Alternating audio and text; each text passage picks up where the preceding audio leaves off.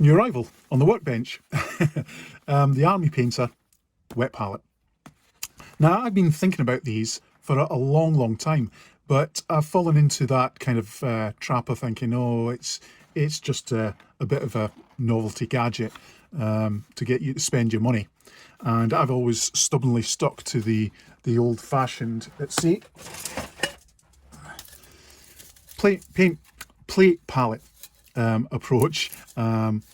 I got told off for using the wife side plates, as a lot of us old guy modelers do. So basically I covered an old tin plate with some kitchen foil. And this has done me for a long time, but it has its obvious drawbacks.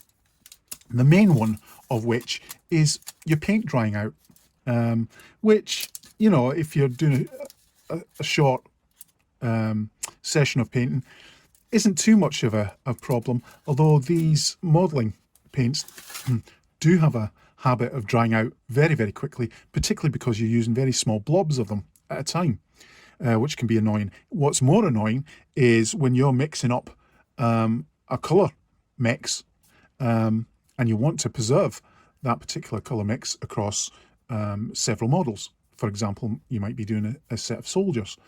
So you want to maintain that colour in its wet form for as long as you possibly can until you've completed these models. And there's really the drawback of these, or using a wooden palette or any traditional form of palette. So I've been looking at these ones, as I say, for a long time now, thinking, well, really, do I really need to spend this amount of money on a palette? Well, times change and things happen.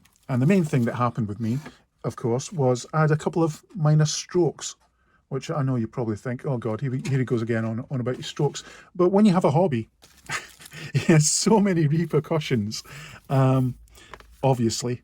But one of the unforeseen repercussions is trying to get back into my hobby after having a stroke. Had its own kind of problems.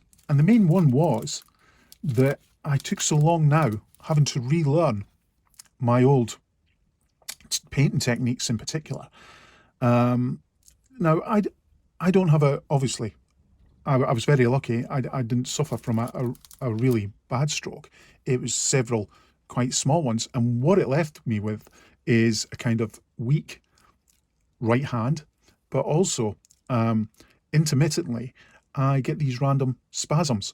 Now, this is particularly when I start getting tired, or funnily enough, and this is where it really is a pain in the ass, when I'm concentrating really hard and trying to use my hand delicately, which isn't easy now with this hand, I tend to go either all over the place, or, like I say, every so often I get these spasms.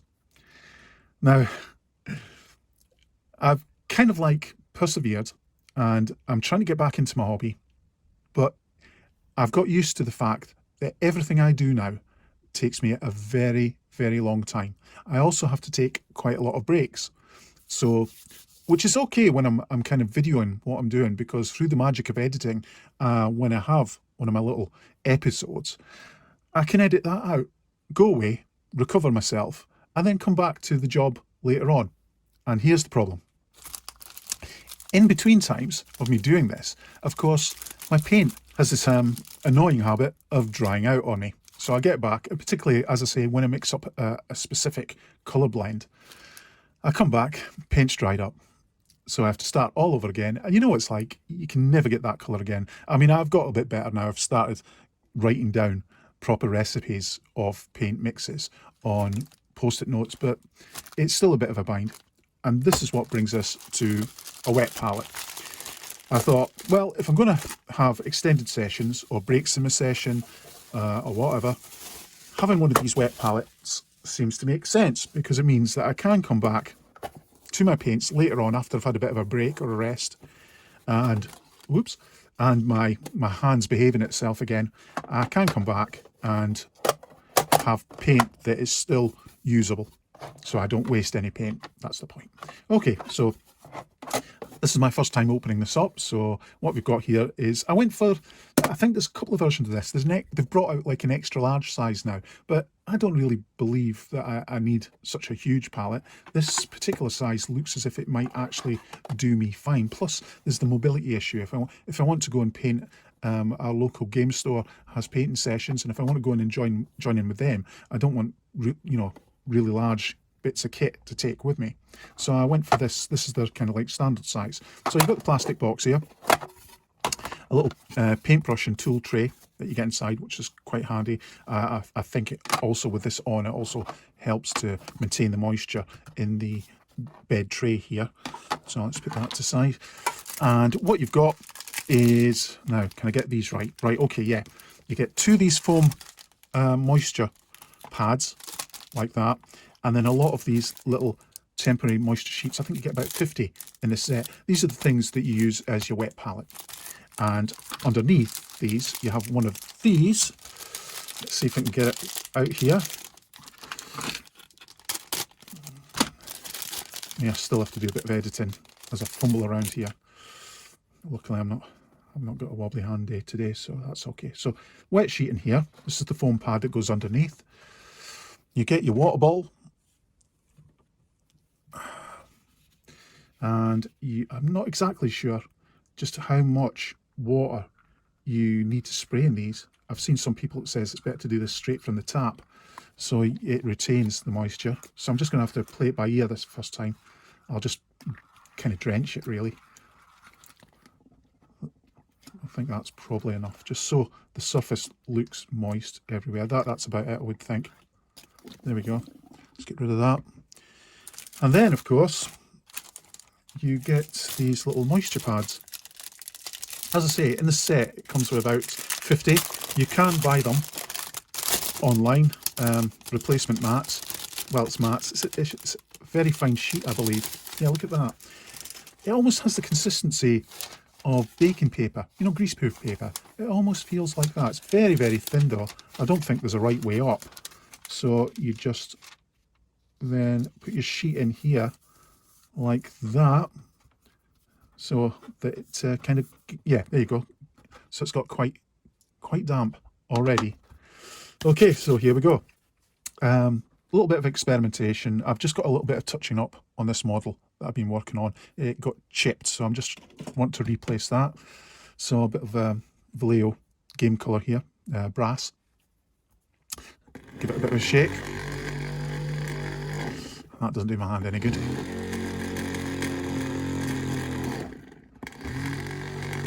What I tend to have a tendency to do is open these bottles up and put a little rust-proof steel ball bearing in here. So as I'm giving it a good shake here, it is really coming back to life here.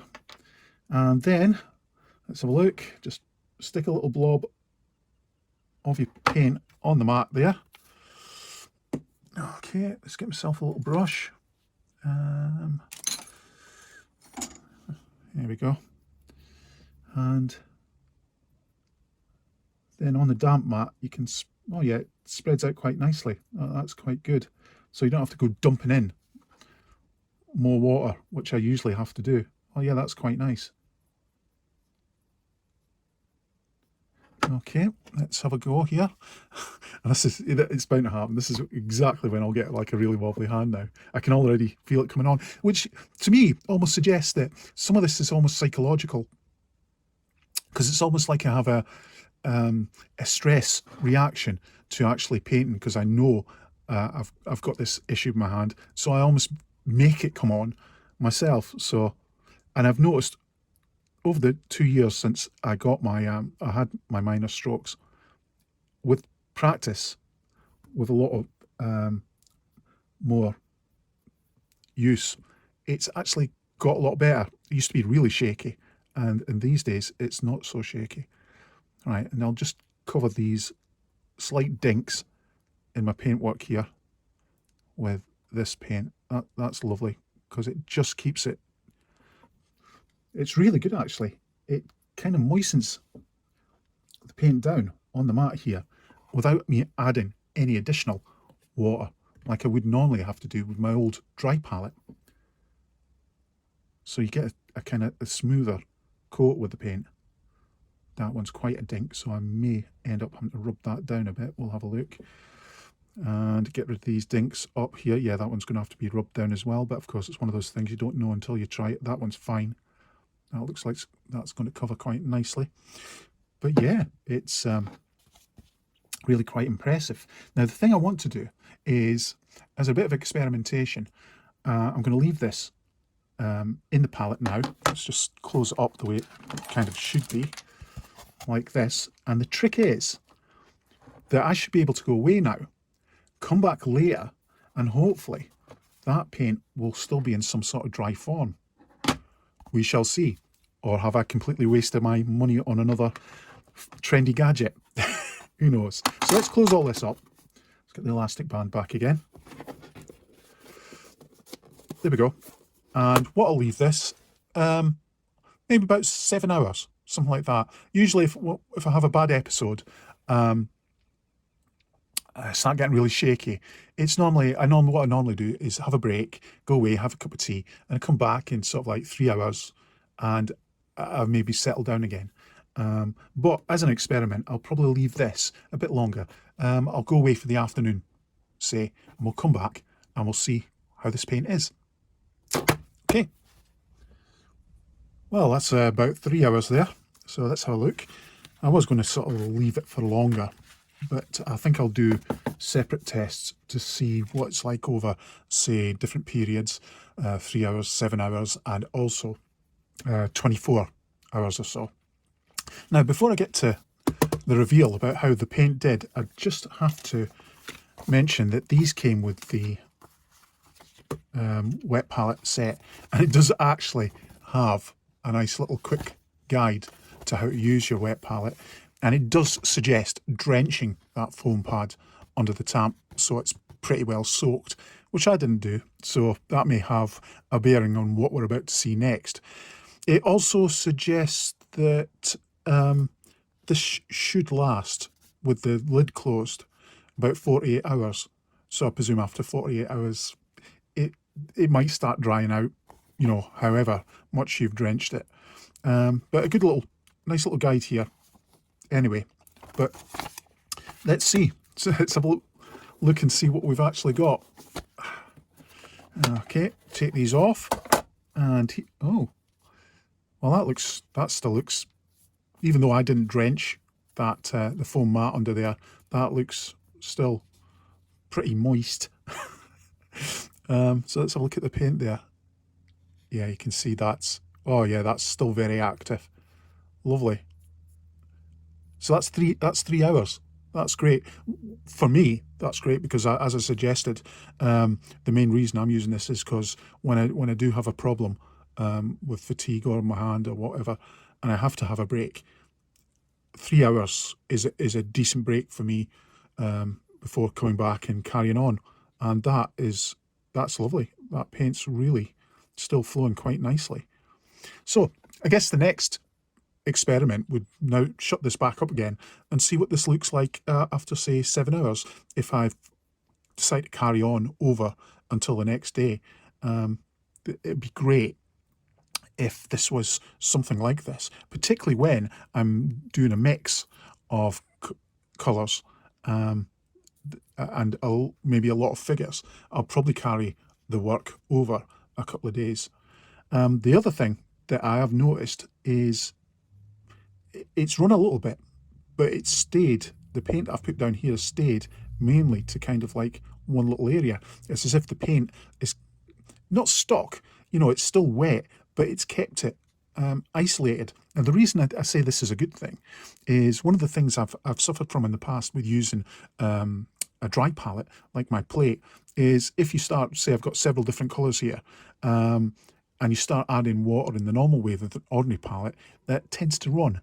And what happens is one colour runs into another colour, you know, particularly if you use too much water. But this seems to have stuck into its own particular area here. So I can imagine I will get away with sort of like, you know, several different colours going at the same time without fear of one running into another. So that was kind of like a bit of an unexpected bonus to this particular palette. Well, I'm very pleased with that.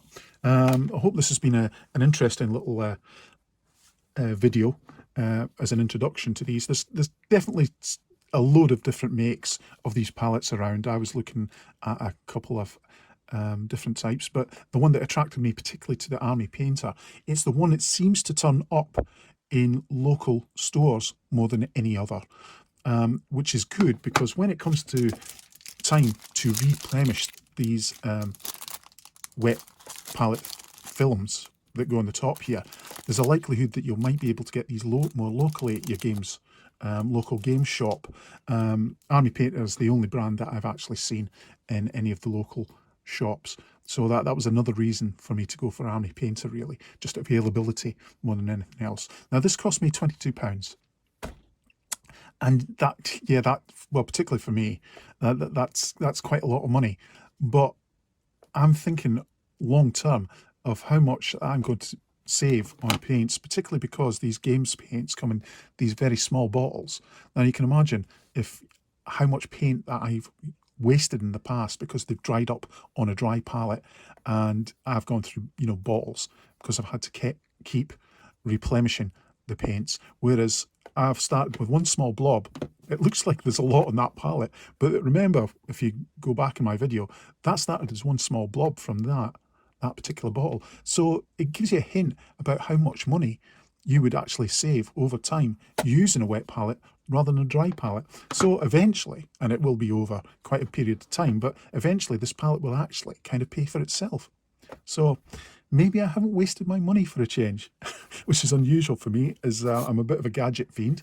So we'll shut that up, and I'll have a look at it again, but I'll produce maybe a separate video on that, on what the effects are after about 7:24, and maybe go to the full 48 hours that it suggests that you can keep your paints wet on using this palette.